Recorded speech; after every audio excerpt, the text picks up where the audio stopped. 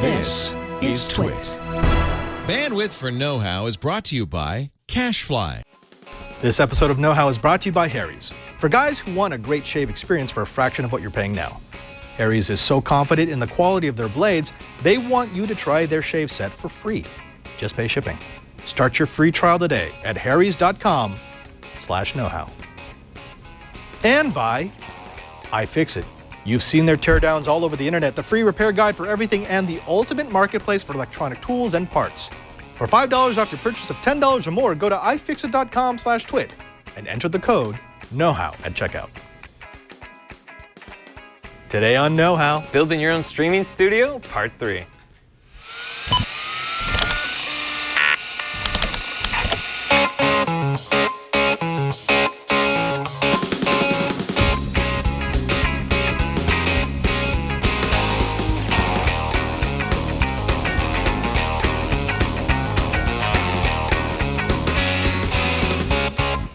Welcome to Know-How. It's a Twitch show where we build, bend, break, and upgrade. I am Father Robert Balliser. I'm Brian Burnett. And for the next however many minutes it takes, we're going to be dropping the knowledge on you so you can go home and geek out on your own. Hippo, Padre. we got a series going on here. We do have a series going on here. Well, there's a theme, right, to this? The streaming. Stream. It's the whole internet thing. Broadcast. That's what the kids are doing these days, right? All the hip kids have them. Well, we wanted to give people a project where they could essentially recreate some of the main functionality of the Twit TV studio, which we know is it's a multi-million-dollar establishment. Right. Which, you know, I'm sure there's plenty of people who have that amount of cash and want to drop it into a studio, right? Yeah, and you could do that. You could spend, you know, $50,000 to $80,000 on a TriCast or another $100,000 on encoding gear, and then all the thousands of dollars it took for the data center and the cameras. And you know where you save the real money? It's the guy who pushes the buttons. Exactly. We just throw him like snacks every once in a while. Peanuts. He just, and literally, like peanuts. Yeah. He just eats the peanuts. Yeah. But no, we wanted to give you something that could give you at least a modicum of that capability, right? But for a little less, a tiny little bit less. So instead of $1 million, we were thinking a fraction of the cost. Yeah. Did you say 3,000? 3,000. Wow, with the 4 easy installment payments. Yes, of just all your money. Of all the monies. To me. No, we wanted to give you something that was a unique solution, something that was high quality, something that was very easy to set up, something that could be portable in case you wanted to take your act on the go, and yet give you something like what we have here at the Twit TV studio, the ability to switch between inputs, the ability to combine things like cameras and laptop displays and different browser windows. In other words, to give you what looks like a professional setup, but for a ridiculously low amount of money. And because technology has caught on so fast and advanced so quickly, we can actually do that. Yeah, no, there's some pretty slick tech that we've been looking at. Like the first episode, we checked out the new Blackmagic cameras. Yeah. And then the second episode, you showed us the screens hardware. That's pretty cool. And so today we're just talking about hooking it up. So what we got to do is we're going to show people, because, you know, now that you've thought about what you want to buy, I want to give you a couple of other options. There were some people who were complaining that the Blackmagic camera was a little too expensive, you know, $1,000. For what it does, though? It's really not. Yeah. I mean, it is definitely, it's out of my price range. But I mean, I will say what we're looking at, and again, we're in the next episode. So next week, we're going to give you something crazy budget bargain basement, something that's really, really inexpensive.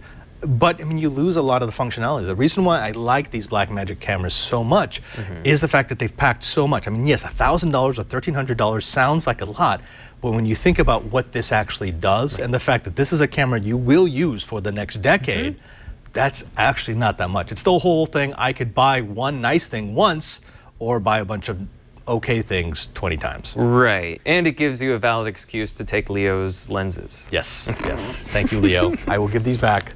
Sooner or later. At some point. Oh, by the way, this is mine. This is not Blackmagic. So all of the demo units went back. This is one that I've actually bought for my studio. You got the 4K model. I bought 3 of them. You bought 3? Well, you have to have it. You got to have something to switch between, right? Right. Well, I bought 2 of the 4K models, and I bought one of the 1080p versions, because that one I can take out. The 4K models, they are designed for my studio. They will only be in my studio. They're permanently affixed in my studio, except this one, which I needed for this demo. Right. Yeah. But let's, if you go to the overhead there, this is the camera that you've seen. So this is the Blackmagic Designs. This is their Micro Studio, not the Micro Cinema, but the Micro Studio. It's the 4K model. And go see episode 1 if you want to see more about this. But we wanted to show you some other cameras that you can combine with this, because most of you are not going to buy 4 of these to hook up to your switcher. And I wanted to start with with this. So this is something that we know really well here at Twit TV. This is a Canon Vixia camcorder. This is actually a couple of years old. We've got Canons. So right now you are actually looking at us through Canon cameras that we have mounted in these cages. Is that what those are? Those are all Canon. Yeah. Yeah. And really low cost, relatively high quality. They do a lot of automatic functions, and they're not that expensive. Actually, Alex, if you go to that link here, this is sort of the model that is equivalent, the newer Canon camera that we've been playing with. This is the Canon Vixia R700. This thing is only going to cost you about $200. And essentially, you get a camera, and then you get the recorder for free if you're going to get this. Oh, wow, the price went way up since I... How many did you buy, Padre? No, I haven't bought any of these, but just keep looking, because eventually that will drop back down to 200. Yeah. They go up and down based on demand. Well, hey, it really comes down to what are you doing. Yeah. Because generally our shows are audio. I don't understand how you could ever watch or listen to just this show, but when we export all our videos and stuff, we're doing it at 720. Right. Whereas I'm sure when you're doing some of your studio stuff, if you're going to be exporting it, you want it at a higher res. Yes, much higher res, and that's why I'm actually recording in 4K in addition to streaming. So I've got everything hooked up through my screens, but I've also got, and this is why I like these, it's got a secondary output. So I can do HDMI going to the screens. I do SDI doing to my 4K recorder. Yeah, nice. Which is nice. But all I really need on this one, if you go to the side view here, Alex, is that port right there. So that's HDMI out.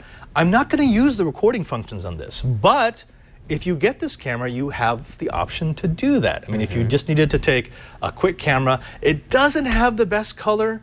That's one of the things, and it is really difficult to change. It's all menu driven, so it has this little touchscreen interface. That's all the Canons, which kind of works, but to get to like white balance, I have to go here and then like down to white balance, and then actually balancing it out, it doesn't give me a whole lot of options. Okay. And that's why I'm kind of down on these, just because I like the ability to be really flexible. But if you're looking for something that's super self-contained, right, this is nice. Yeah, and it doesn't break the bank.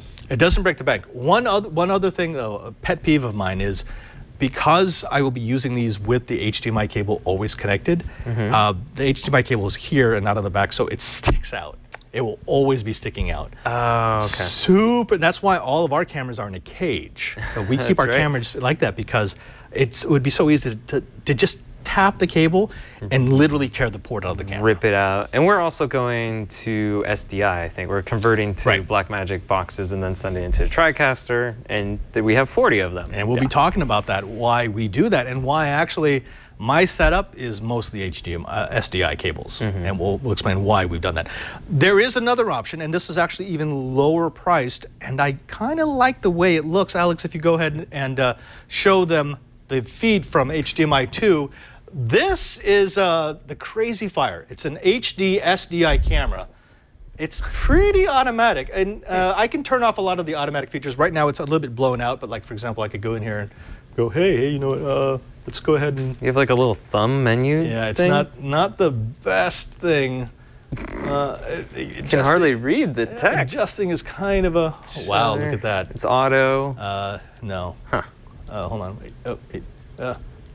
Okay, see, as you can tell, it's not the best camera ever, but there is one huge advantage, and Alex, if you go to the link, the advantage is it's crazy cheap. So this is and it's totally unavailable. I think I bought the last 4. Did you tweet out these every time? I kind of did. Every time you bought something? Well, anyways, it's normally $86. Normally. If you can find them. If you can find them. But if you look at the outputs here, I've got, if you go to the side view. Okay. The side views should be a little closer. Yeah, if you go to the, I've got power. This is standard video out, and then this is HD video out. And the HD video out is SDI, which is kind of nice. The reason why we use SDI here at the studio is because, well, a lot of things. HDMI is great because it's everywhere, right? It's on TVs, it's on laptops, so you can always count on something being HDMIs that you can plug into. But HDMI was developed by a consortium of electronics consumer companies. And it was designed so that it would be interchangeable. It wasn't designed necessarily to be the easiest thing to use for broadcast. First of all, it does HDCP, high definition content protection, which is a pain. We've dealt with that a few times. We've dealt with that. You know, it blocks you from broadcasting something that's copy protected, but also can block you from things that you shouldn't be blocked from streaming. There's been a lot of times where we just wanted to demonstrate something, but they thought we were going to be recording and broadcasting it, or the HDCP, and blocked us. Precisely. So there's strippers that you can get, but that's a pain too. Yeah, and actually the cheapest stripper you can buy is if you go to Amazon and you get one of those HDMI 1 to 2. Yeah. Most of those will strip out the HDCP. But okay. Well, okay, so it's not made for recording. It's not. And the other thing is the locking capability. This is actually very important. HDMI, if you tug it the wrong way, it's designed to come out. I'm trying to follow Alex. Stop it, Alex. Okay. It's designed to come out, but SDI, it locks. Right. Because you actually have to twist to pull, and I like that because it means that once I set up my studio, I'm not. It's locked in. Exactly. I mean, I have done this kind of a setup with HDMI cables, and then like something's not working, and I have to go back and disconnect and reconnect. It comes loose, yeah. And you'll notice, like HDMI cables, after a while, after repeated insertions, they get a little loose, and sometimes they don't make full contact even though they're in there. Yeah. I don't run into that with SDI. Well, HDMI is more like a set it and forget it kind of thing. Like you hook it up to your Xbox to a TV and it's not going to move around a lot. But if you have a camera on the tripod, you might be moving it from one spot to another, and that's when things come loose. Precisely. Now, I will say, if you get one of these cameras, these FireEye or Surefire, you're going to need one of these. This, if you're going to be using it with the screens, this is a SDI to HDMI converter, and you can buy these. They go both ways. If you want something that's really, really nice, you buy yourself a Blackmagic. Right, that's what we have. But those are expensive. Those are $300. This is $30. Right. And this is really only you need. Here's the thing, though. If you go to that link, Alex, there are a lot of SDI to HDMI converters on Amazon. Some of them, like this one right here, $29.78. The one that I bought, this Y-Star, is $30. The $29.78 one does not work. It keeps resyncing. It keeps trying to resync. This one works perfectly. Is that the only way you can tell the difference? Is $30? When it doesn't work. So just make sure, if you're going to order them, make sure that you're ordering it prime so you can send it back cost-free. Okay. Just know that. And I mean, they look like the same unit. Right. And when I open them up, they look like the same components. It's just that $29 one, for some reason, there was a couple of components they skimped out on, and every once in a while the capacitors just discharge and it loses sync, and then it has to do that thing where you lose picture and then picture comes back. Yeah. You don't think it might be just like quality control sort of thing? It's probably quality control. Yeah. But I mean, I got 4 of those, of the ones that you saw that link to. The 30 one? And the $29 one. The 29. And they all did the same thing. And then I got these, which it's a grand total of like 80 cents more, and they work perfectly. Okay. Wow. Go figure. Okay. All right. So those are our other cameras. In my setup, I'm actually using multiple Blackmagic cameras because I've been saving up a long time for this project, and I wanted something that I could use for a long time. But if you are thinking about doing this project on your own, you could get one really nice camera, like for yourself, especially if it's going to be a single shot. So this would be my single, and then I could get these Crazy Eye, the Crazy Fires, these out of stock ones, the Crazy Fire HD cameras. Yeah. You know, get 2 or 3 of these things, and use one as an overhead. You can actually mount them where they need to be. Oh, totally. Yeah. Right? Little product shot and stuff? Precisely, like or a secondary shot or a wide shot. One other thing I do need to mention is because I was able to borrow lenses from Uncle Leo. Some people were crying foul, saying, "You didn't show them how expensive the glass is going to be." How expensive is the one you have on there right now? So this is one of Leo's. This is one of his less expensive ones, but I think this one's still like $300. Okay. So, I mean, the thing is, you're going to buy a $1,300 camera and then a $300 lens. A lot of people aren't liking that. Which is why I actually came up with an alternative. Oh. Okay. If you go to the link at the top there, Alex. Oh no, sorry. Actually, I think I forgot to put the link because I am a bad person. You just wanted to mess with people. You don't get. I will make sure that the link for this is in there. This is a Fotasy, F-O-T-A-S-Y. This is designed for security cameras. If you go to my side view, this is designed for security cameras, but it works really well. This side screws into most security camera bodies, but this comes in the package. This is an adapter? It's an adapter to Micro Four Thirds. The cool thing about this is this whole thing costs less than $30.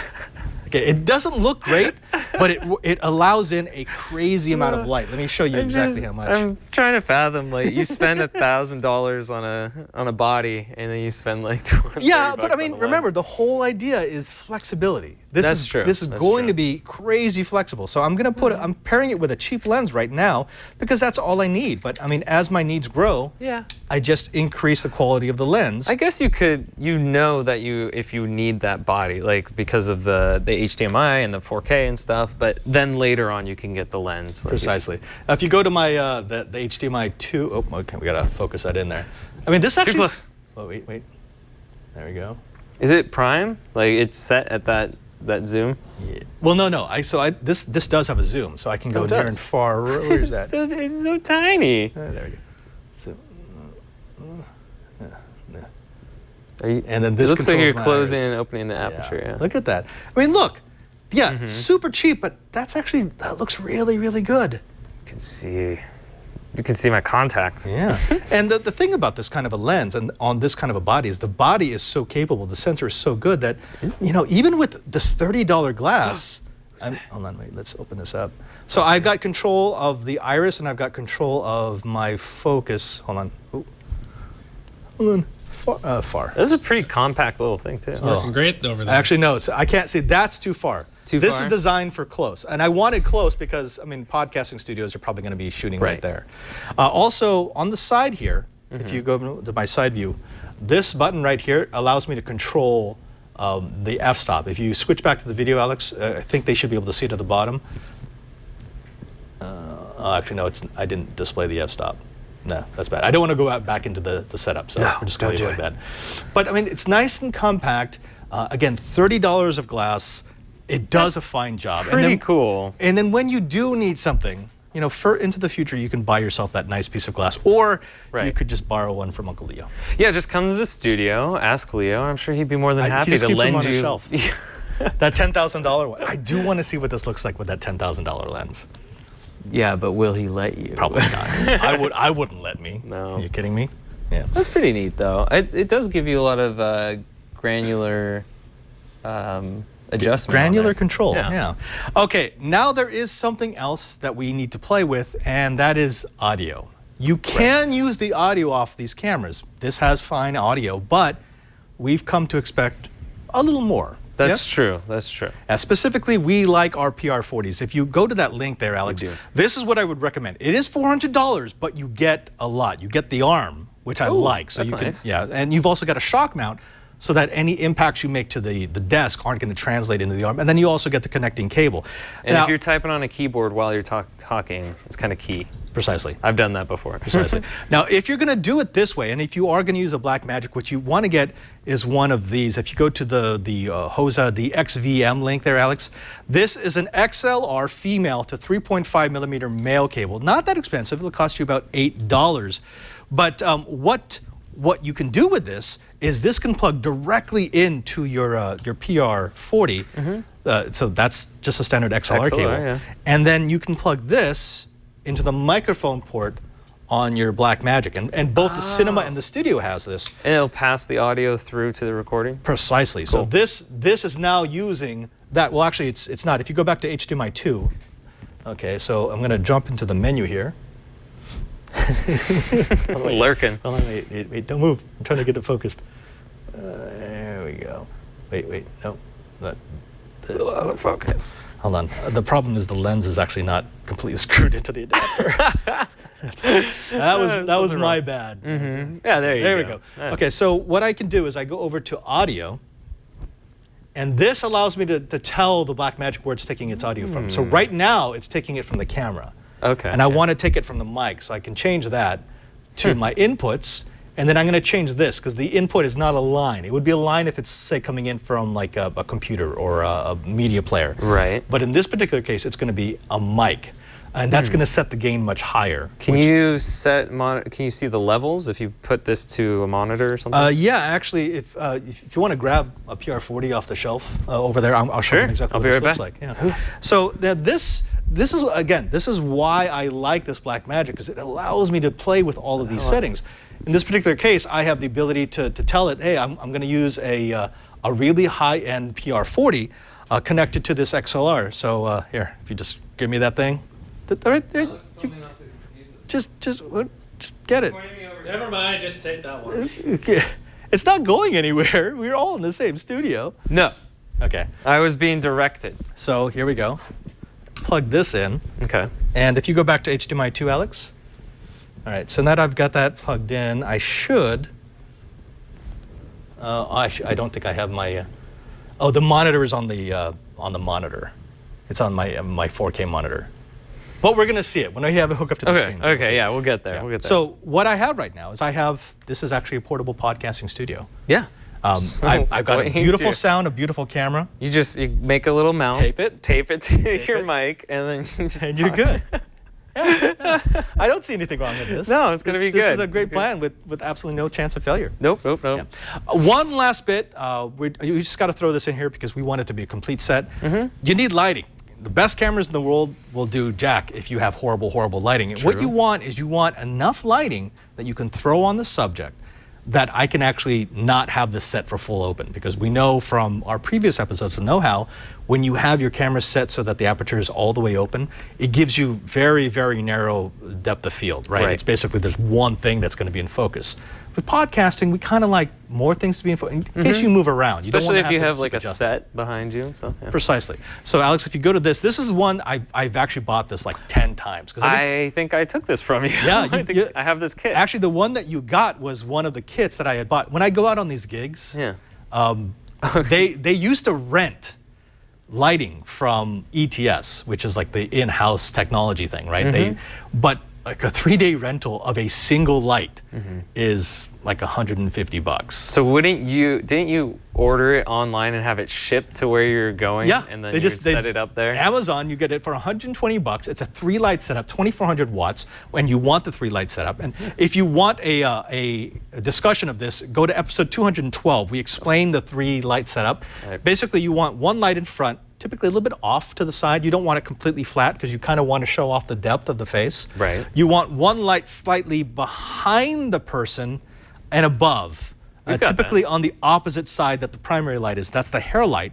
And then you want one light down below shining up on the background, and it gives depth to the background. And what it will do is it pulls you, like if you look at us, even though everything here is lit, you could tell that that's behind us. That's not always the case if you're lighting everything flat. We've spent a lot of time and a lot of money in the studio to make sure that our lighting looks right. And it's the same thing. We've got our lights up here, we've got our hair lights right here, and then we've got background lights over there.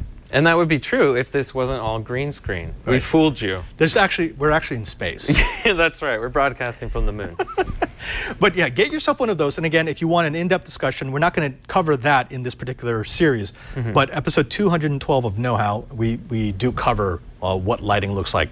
Yeah. Once you've got that, you've got it all. You've got cameras, you've got a switcher, and you've got your lighting. Yeah. And your audio. And audio. Yeah. That's the basics right there. Now you just got to put it all together and make something. That's what we're going to do when we come back. It's time for us to actually put our money where our money is, or our mouths where our money is. Money where our mouths? Leo's money where our devices are. There we go. So this episode of Know-How is brought to you by a company that provides a very important product for us here, because we're men. We're manly men. Well, Brian's a manly man. I'm a guy who doesn't need to shave much because that's just my genetics. But if you do, you know the uncomfortable experience of trying to shave in the modern age. I mean, yeah, you could use yourself a rechargeable razor, but that's no fun. You want to use good steel. You want to get that nice feeling, and it's just not nice.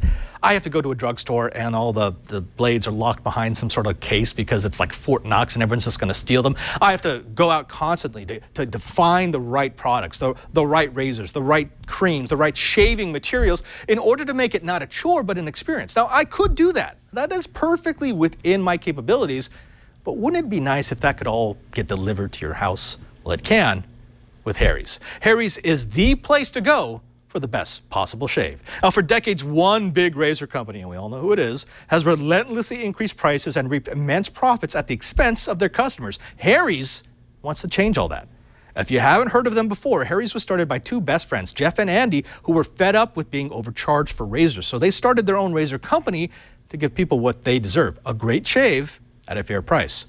Harry's shave sets start at just $15 and include everything you need for a close, comfortable shave. That includes a weighted ergonomic handle, 5 precision-engineered blades with a lubricating strip and trimmer blades, rich lathering shave gel, and a travel blade cover.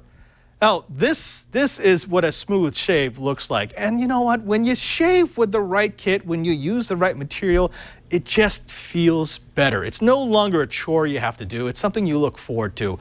And that's how I think of Harry's. Harry's is the thing that I look forward to doing because it just makes me feel better.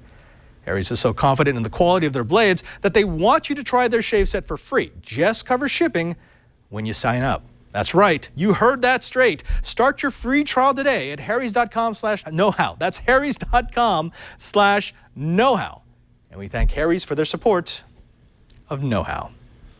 All right, Brian, it's time. We got to go ahead and assemble this thing. So, of course, we're going to need this. This is sort of the honored guest. This is our screens unit. That's our little burrito. Some people have pointed out that we can't buy this right now. And that's true. You can't. You had to be a Kickstarter. However, I did have a conversation with the folks over at Screens, and it's ready.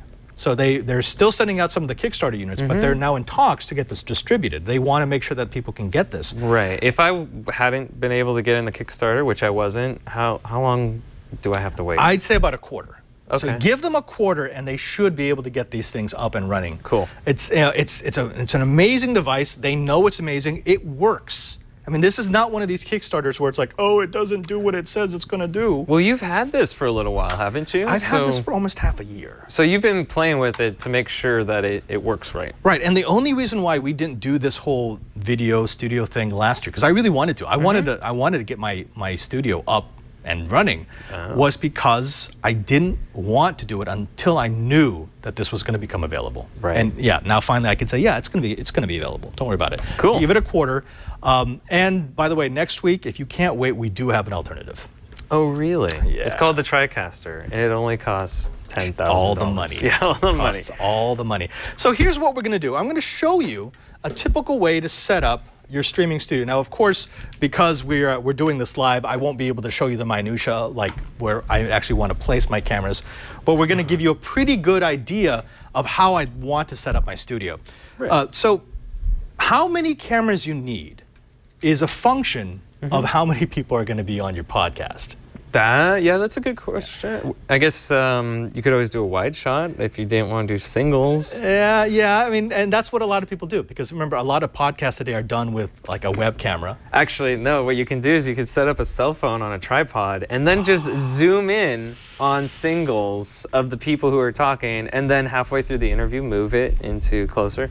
Yeah. There's a video in particular. Yeah, exactly like that. Thank you. Yeah, because that looks awesome. It looks very good. It looks awesome. Can we just continue to do that? Zoom in on our singles. But here's the rule of thumbs. If it's a single, so if it's just me, I'm going to use 2 cameras. I'm going to use my single, and I'm going to use some sort of product cam. That's always helpful to have, because anytime you want to show something, you want to be able to not have to move your camera, right? Definitely, because you're probably going to want to do like maker stuff, right? Precisely, and that's exactly what that single is going to be for. So I'll have 2 cameras. So it's just me, 2 cameras. One on me, one typically overhead looking at my workspace. Yep. Okay. If there's going to be 2 people, you actually need 4 cameras. It's not 1 extra camera, it's 2 extra cameras, because if there's 2 people, each person needs a single. Yep. Like we have, if you go to, that's Brian's single, here's my single, and then we have the wide. And the wide is the establishing shot. It gives people the ability to say, okay, that's where they are in time and space. Right, because if we just flip between the singles, you wouldn't even know that we were like in the same room, really. Right. We don't have to be. It's like, yeah, they could just be anywhere. That's true. I would have to like walk into. Well, we see this a lot. Hey, if you go back to your spot, we see this a lot because I am really bad at staying in my camera. So every once in a while, you'll see me like, hey. It's like the Alfred Hitchcock silhouette on the side. Yes. just sort of just wander into the side. You're today on Masterpiece. It happens Theater. way too often. Okay. No, but so if it's 2 people, I need 4 cameras because I need 2 singles, the wide, and then the product cam. Right. I still want my product cam. Right. This only has 4 inputs. However, it has 4 inputs plus a browser. There's a built-in browser here. So if, for example, we've got the TriCaster computer so we can bring up websites, if you needed to do the 2-person shot and you wanted to use 4 cameras, you could still get the TriCaster computer by using the internal browser. Right. You didn't happen to order 2 of these, did you? No. Because I was saying, what if you screened into a screen? Yes, you can. You can chain link this. Yeah. Because then that would give you what, 6 inputs total, or because you take away 2 or 1 for you the would screen take away going 1. into the screen. So if you got 2, so yeah, you have 7. Okay. It's almost a TriCaster there. I'm screening into my screen. But then the switching would be interesting. It would be insane. Yeah, because you'd have to like switch this one and then switch that one, and that's kind of don't do that. All right, so what I've done is I've gone ahead. If you go to the overhead here, I've gone ahead and this first one, this is connected to our wide camera, which is off camera at the moment, and then I'm going to grab another HDMI cable here, and I'm going to connect. I love these cables. There we go. I'm going to connect my 4K camera to input 2. But this is 4K. I've set it for 1080. Okay. Like so. And the screens, it'll take a 4K input or? No. Not, It'll take 1080p. Which is perfectly fine for this situation, yeah. And then that's display. I'm going to go ahead and take my FireEye here. In your situation, you would be sending video from your 4K camera to the screens, but if you wanted to, you could pass through to a separate recording device in 4K? Yes. Well, because, see, that camera right there, that actually, I've got 2 outputs. Right. I've got the HDMI and the SDI, and those they can be assigned individually. That's cool. The HDMI will never push out more than 1080p. Right. And the SDI can output 4K while the HDMI is outputting 1080p. God, that's so cool. Yeah, right? I love that. Again, that's one of the other features that I really like. Okay, so I've got this. I'm only using 3 of my inputs.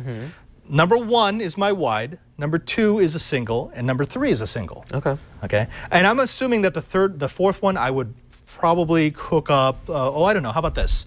Let's connect it to this little Microsoft adapter. Oh. So now I can wirelessly come in with, say, like an Android tablet. Oh, that's which nice. Which would be nice for all about Android. Yes, very. So we're going to power this up. It's going to take just a while. It's going to go through all the self-checks. And then what we're going to do is I'm actually going to show you how this thing works. We saw last week briefly what it looks like in operation. Right. But I want to show you behind the scenes because this is actually an absolutely fantastic device. You're going to like it. Well, what I found kind of fascinating about it, it's custom hardware. It's not like they took components from something else and put it together. It's like you were saying, it's a custom ASIC, right? It's built specifically to do this. Specifically. Yeah, this is not, again, this is not like a general purpose processor that they've run Linux on. This was a custom designed ASIC that handles video, and that's why it does it so quickly, and that's why they can do it at such a low price point. People always talk about the ability to, say, take generic software and run Linux and then switch on it, right? But the problem is it's not $400 to $600. You're talking about a computer that you've already bought, and then you buy a capture card and you put it in there. Yeah, on top of that. It's going to be way more expensive. Okay. Alex, if you are you seeing anything on HDMI 2? If you could go ahead and show us that. This is, there we go. It's the screens. Oh, wait, we're upside down. Whoa. Oh. Whoa. Yeah, actually, this is what I want to see. Okay, actually, switch to this. Here's the cool part about this. I did not connect this to the Ethernet, specifically because I wanted this. So if the screen detects that it doesn't have access to the internet, what it will do is this screen will pop up. It'll say, hey, I need to be connected if you want me to do my streaming stuff. And the way you configure it is it creates its own access point. Oh, cool, right? So if you go to my HDMI 1, Alex, here's a laptop. Okay. Oh, there we go. Oh, Air gap, right? Yeah. That's HDMI cables for you. Well, let's see. This HDMI cable is so loose; it just sort of comes out, which is It's so sad. Nope, lost it. Yeah, hold on. See, and folks, this is why SDI rules. Did it come back? Yep. Cool. Okay, so go ahead and show it to me. All right, so what I'm going to do is I'm going to bring up my wireless network. I'm going to go ahead and connect as soon as it detects it. I'm going to connect to this one. That's the access point that the screens had just made. Connect to it. Once it connects, what it's going to do is going to pop up a browser, and it's going to, now I'm actually configuring the screens. Ah, okay. And it's So going to this say, is how hey, you control. yeah, these are all the access points I see right now. Which one should I connect to? I'm going to go ahead and tell to connect to Twit Guest, which is right here, and do not. 1, 2, 3, 4. There we go. And once it connects to the network, this screen is actually the screen that I'm going to be getting from the screens is going to change. Okay. There we go. So now it's lost connection because Screens has gone ahead and rebooted. And Alex, in just a bit, you're going to see this thing pop up. And what's going to pop up is the new IP address. And the IP address is, as long as I'm on the same segment, right, I can now go into that from either my laptop, my desktop, or my mobile device. Okay. And that's my actual admin address. If you had this hooked into Ethernet, could you just connect to it through the network then? Yeah, without, absolutely. Without having to use the wireless? Without having to use the wireless. In fact, the wireless is just a convenience. Yeah, that's cool. My studio will always be wired because we know from our experience here at Twit that wireless loves to mess up. Yeah. Yeah, we don't like that. Okay, so let's assume if I press this button here, it's probably going to take a little bit of time. It's got to go ahead and do its self-check. Checks. Unless I give it the wrong password, which will make it very, very unhappy. Oh, there we go. Okay, if you go over, so now it's told me that I'm at 10.1.3. Oh, push that again. Come on. You want to do it. come on, screens. Typically, when you push this button, you get a little pop-up. There we go. 10.135.249.57. Okay, so that's the address of my device. Okay. And now if I go there in my browser, if you switch back to HDMI 1, 10.135.249.57, and boom. Boom. So now I am in control. Alex, can you do a split screen between my HDMI 1 and the screen's input? Oh, my, whoa, that's trippy. So easily distracted. Oh, it's shiny, right? It's so weird. Okay, wait, you know what? Let's aim this at you. So this is your single. You get the nice camera, which is like looking up at your nose. That's the most flattering angle. That's a really good angle. Which would you rather have more focus on, the screens or your laptop? On my laptop. Okay, so here's what we got to do. We now can use the default layout. So the default layout is I have a 4-box. So that's this. So it's showing you all 3 cameras I have connected plus the wireless adapter. I can also choose this, which is, this is just HDMI 1. Right, right. I can choose HDMI 2. And I can choose HDMI 3, which should be my single, but you know, yeah, it's I don't on have the it on ground right tripod. Actually, let's just do that. Okay. So another flattering angle. super flattering. Again, we're not doing camera positioning in this episode, but I think you realize that we're not doing any good camera positioning here. Don't do as we do. But the thing about the TriCaster, and this is what we like about it, is that we have the ability to move things around where we want them to be, right? Yes, yes. One of the advantages of using the screen interface is I can actually make custom designs. Right. Now, let me show you what it looks like. So what I'm going to do, I'm going to clear everything out. So now I've got nothing. I'm going to add a window, and now see I can add, let me increase this, I can add from any of the inputs I currently have. Nice. So I can do all 4 HDMI inputs plus a web browser. So I can add a web browser. Right. So right now, this is like in the TriCaster, I'm creating a new ME. Right. This is a way for me to switch to something that I like. So for example, I'm going to say HDMI 1. Okay, so that's adding the wide.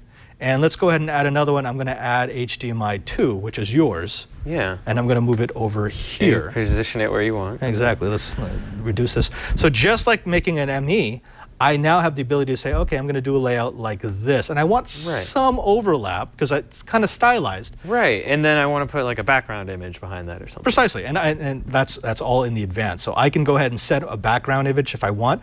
The other thing that I want to do is I want to go ahead and choose window stacking.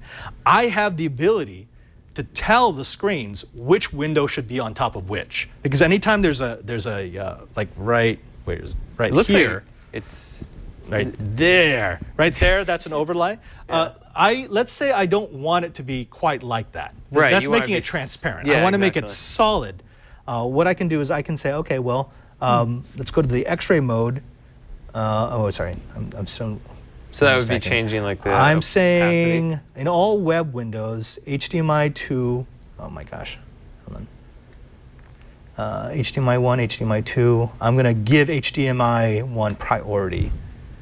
And now what it's doing is see how it's putting you above the other window. Yeah, there's like If you switch to the full screen, Alex, they can see that a bit better. So if I let me put them on the same level. So if I put them on parity, what will happen is it kind of mixes it, right? Right. But if I set priority on yours, you come up over the other one. Yep, that's cool. Super easy to do. Layering, yeah. Nice and layering. But I can layer multiple ones. So I don't have to use just two. Let's say I want to add another window and I want to add a web browser. And I'm going to put the web browser up in this corner here. And then I'm going to change the size because I don't want it to be all that big. That is pretty cool. There we go. What if you wanted to make it really big though, like cover the background behind us? Yeah, I could do that too. So if I wanted to say use the web page for Right. a background, I can do And then that. play like a video behind it or something. Yeah, there we go. Yeah. And then what I could do is I could go to my advanced tools. I could go to window stacking, and I can say, okay, hey, you know what? That thing is going to have the lowest priority possible, so that it's always going to be behind everything. Right. Now make it a web browser and go to Corgi Orgy. Well, I'm going to show you that in the third segment. 'Cause Okay. There's a way to control that. We're not doing that right now. I know, Brian. I know you want I everything. just want to, yeah, I want, basically what I would do on the TriCaster, I want the screens to do right now. Okay. Is So- there a physical switch that you can get for this? Is it all soft? It's all software, right? It's all software, but I've already started working on, because it's just a web interface. Right. So I'm working on a Raspberry Pi with a touchscreen that will take the inputs, display them on the inputs, and then allow me just to touch. Oh, that's cool. Yeah. What about transitions? Like, can you do a fade from one input to Not another? yet. So that's one thing that I'm really missing. Hold on, let me switch to our wide. I think this is our wide. There we go. That's one thing that I'm really missing. I would love the ability to have it automatically like fade from one to the next rather Yeah. than just immediately switching. Right. But that's something we can do in software. You know what? Let me turn off the display here because we don't need to see all the All that information. info. Yeah. This is the other thing. You're going to want cameras that give you the ability to shut all that stuff off. Turn the counter off. Somehow. Oh, actually, I'd have to go to the menu. I don't want to do that. Yeah, that's Yeah, good enough. that's We got Okay. That's just live demos for you. Okay. So there is one other bit here, and that is the audio. Because by default, what the screens will do is it will choose the audio of whatever is active. And if you have the 4 window up, it will Okay. choose all the audio. It actually mixes it internally. Okay. I don't really want that. No. That could be really annoying. So what I've got here, if you look at my, go back to my, my screen, up in the corner, I've got this. Mute This is all. my audio control, and this will automatically detect which devices are sending it audio, and then I have the ability to mute or unmute the ones that I don't need. That's pretty slick, though, because that was kind of what Google Hangouts would do, right? Or when Precisely. people would talk, it would switch to that camera. Yeah, but like for example, with me, because I've got my PR40 connected to my Blackmagic camera there, I would choose that. I would say mute everything except that. That means only the audio coming from my PR40 will Yeah. be streamed over. Okay. Okay. Cool. Yeah, you like that? I'm kind of thinking like this would be an awesome machine to take to a LAN party that you wanted to stream or something. I don't know. I'm getting ideas for this. I'm gonna have to think about it. I want one. I mean, think about it. There have been solutions like this before. I have had the ability to do this sort of functionality, but most of the time it required a device that could input the HDMI or SDI video streams, and then some sort of computer that could do all the background encoding and then the streaming out to YouTube and Twitch. Right. This does everything. That's I can literally walk into a LAN party. They can give me an Ethernet connection. They can hook up the 4 computers for the 4 people that I want to show on Twitch. Right. And then I click start broadcast, and it will broadcast whatever it is I'm switching. Yeah, because I was thinking if you were doing a 2-computer setup, you could have the output from both computers, and then you have a single on both people, and then overlay it, and then whoever's talking, it would switch between. Yeah. Ah, that's cool. Yeah, right? And actually, folks, that's exactly what we're going to show you in the next segment. So when we come back, it's time for us to actually show you how this streams out. Because it's not complicated, but you got to know what you're doing. You're going to have to understand where the settings are inside of, say, your YouTube or your Twitch account. And you're going to have to find out what you put into the screens, which isn't a lot, but we're going to make sure you do it right. But before we do that, let's listen to these messages. This episode of Know How is brought to you by iFixit. Now, we love iFixit here at Know How because they understand us. They get us. They understand that we don't just need tools. We don't just need replacement parts. We don't just need knowledge. We need a community to help us be the best makers, the best fixers, the best DIYers possible. And that's at the core of iFixit philosophy. Now, iFixit has more than 22,000 free repair guides and 90,000 troubleshooting solutions. The good people at iFixit are experts in consumer electronics repair. They provide all the repair knowledge that you need for free. They also sell a wide variety of parts and tools to help you get the job done right. They know what they're doing, so they built a toolkit that does too. That's the Pro Tech Toolkit. This beautiful kit is completely reimagined. It's just as rugged and portable as the last one, but they listened to their customers. And what their customers told them was they wanted something that was, well, a bit easier to put back into place so you wouldn't lose your bits. They needed something that was easier to detach so that you could do the jobs properly. And this kit shows all of that. An obsession to detail, an obsession to feedback. You've got a durable canvas case, hand-selected high-quality steel bits, a custom anodized aluminum driver handle, and they've thought of everything, so you only have to worry about the fix. This kit includes a 64-bit driver kit, a precision ESD-safe set of tweezers, including a pair of reverse tweezers, a wide variety of plastic opening tools and picks to safely work on tablets and smartphones in order to open the cases without destroying them. It also includes things like suction cups for display assembly removal, a metal spudger, and iFixit's own rubber-handed Jimmy pry tool. The ProTech Toolkit is the last precision toolkit that you'll ever need, and that's why the ProTech Toolkit is backed by a lifetime guarantee from iFixit. Folks, if you are a DIYer or an aspiring fixer, you need iFixit in your corner. The people at iFixit.com never stop repairing, and with this toolkit under your belt, you won't either. Head over to iFixit.com/twit and use the code KNOWHOW at checkout to save $5 on your purchase of $10 or more. Even if you don't buy anything, you can still use their free repair guides, troubleshooting answer form, and other educational resources on their website anytime your tech has an accident. That's right, iFixit.com/twit, iFixit.com/twit. And we thank iFixit for their support of Know How. And back to the action. Brian, we are here. Ready to stream. We've got our inputs. Oh, and one last thing, by the way, this is really, really useful. If you look at my side view, this is the app that Screens has for a mobile device. This one's running on Android. This actually allows me to connect to multiple screens. So if let's say I have, in your case, I have 5 of these that are all daisy chained off of each other, I can switch without having to go into the menu system of the browser.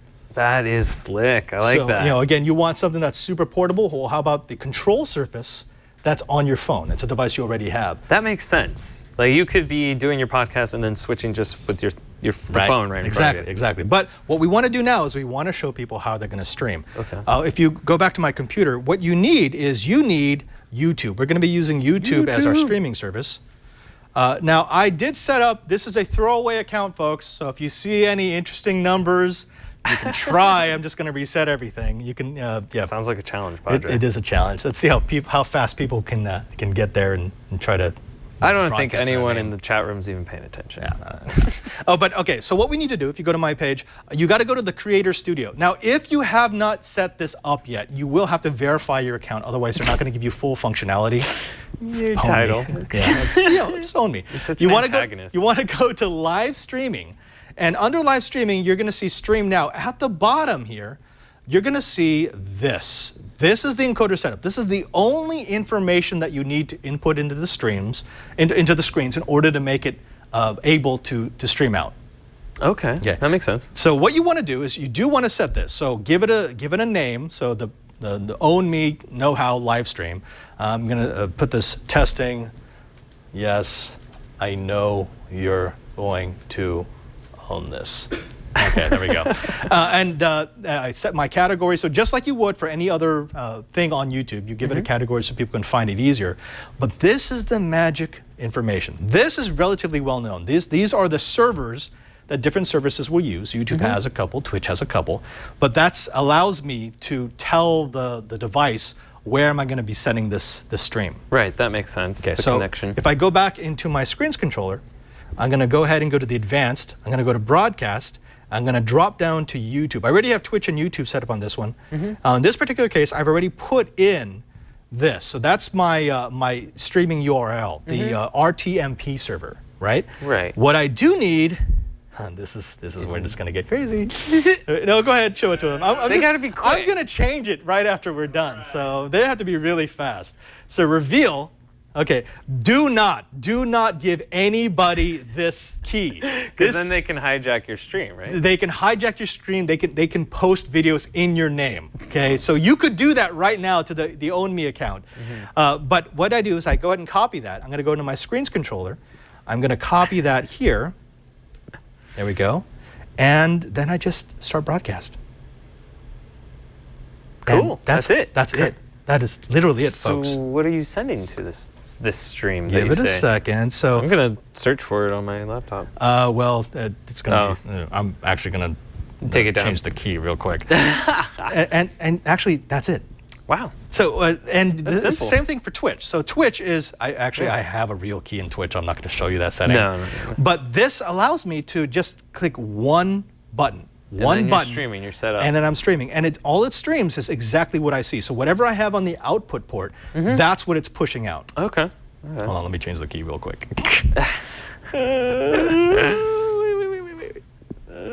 And reset. I would be impressed. If anyone was able to use that well in the minute that it was actually enabled, I'm very, very Want impressed. me to show the new one? No, please don't show anyone.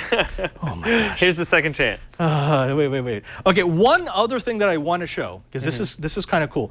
You were asking about using the internal web browser. Yes. Well, you could hook up a keyboard to the back of this thing, but I actually have a better way to do this. Let's do this. I'm going to create a new window, and I'm going to make a new web browser. I'm going to put it right in the middle.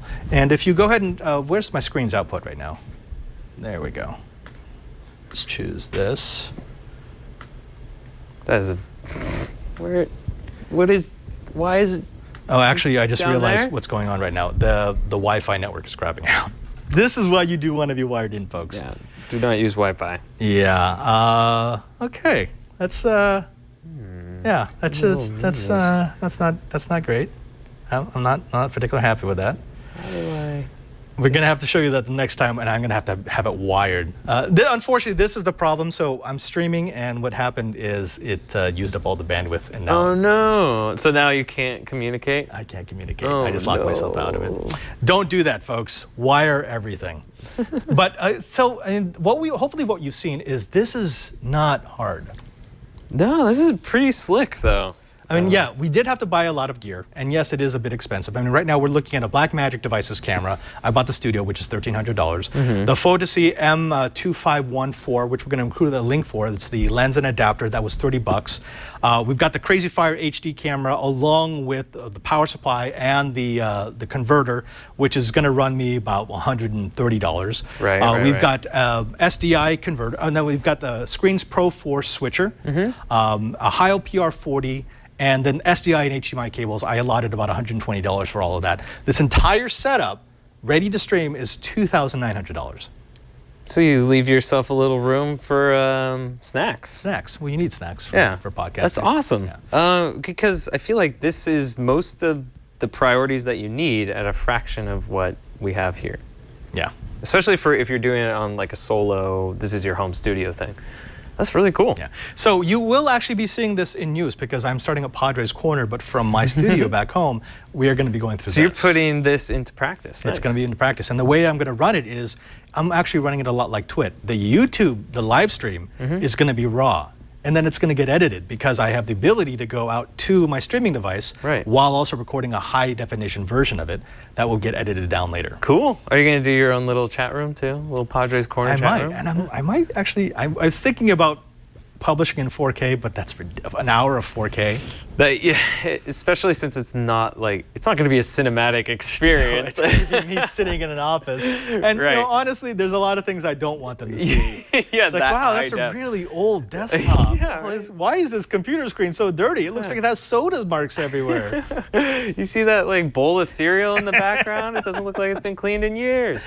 Now, next week, what we're doing is we are taking this project to a close. This is a beginner series. We're going to do a more advanced series that will include things like editing all these videos, but we're going to do it without the screens. If you've got a desktop and you can spend about $1,000, we're going to give you a setup that's very, very similar with many of the same capabilities, not quite as easy to use, but yeah, for about $1,000, a third of our $3,000 project, you'll be able to get yourself online. Pretty cool. I like it. If you want to find out anything about this episode, from the links to all the products that we've talked about, to the way that we set up, to our step-by-step on actually getting online, you want to go to our show notes. And Brian, where are they going to find that? You'll find that over at twit.tv/KH. And yeah, we have all the information, all the notes that Padre meticulously puts together along with the price outs of everything. So you want to check that out. And also, since this is a multi-part episode, you're going to want to download and probably subscribe. Everything. That's right. Download everything. But fortunately, that's not the only place that you can participate or not at add all. to the show. You can add to the show, literally add to the show by joining our Know How group on Google+. Just go to Google+, look for Know How. Very short approval process to keep out the spam accounts. But once you're in, not only will you be able to ask questions, answer questions, get idea for projects, but you can post videos, pictures of your projects, and we'll try to bring in as many as possible into Know How. This is a chance for you to be part of this show. Again, go to Google+ and look for Know How. That's right, but if you want to catch Padres Corner stream whenever that happens, you'll probably announce it on Twitter, right? Yeah, of course. That's my Twitter post. Yeah, well, and also I post some things on Twitter when we're not on the show, but you can also ask us questions there or keep up with what we're doing. I am at @cranky_hippo. And you're going to find me at PadreSJ. And we've got a third member of our crew. Good man. I've known him for a long time, since he was a kid. He's a damn fine button pusher. We call him Bud. Old Bud. Yeah. Old Bud. Old Bud. You can find Bud at twitter.com/ANELF3. There you go. And folks. He's not going to correct you this time, because he does go by that name. Oh, he does? Yeah. He goes by Bud? Yeah, all the time. Hey, Bud. You can't hear him, but he's saying hi. That is the face. It's not a happy face. No. Excuse me, Padre. It's pronounced Alex. He's over here somewhere. Hold on. Wait. Button pusher. Let's get rid of that. I can't get rid of the menu system. It's not. I just turned it into black and white. Oh, it's so much more dramatic when you look at Bud in black and white. Gosh, what is this? You can't get out. You know what? Just finish the show. There we go. Just end it. Until next time, I am your Father Robert Ballasare. And I'm Brian Burnett. And now that you know how, go build it. Put the studio thing together.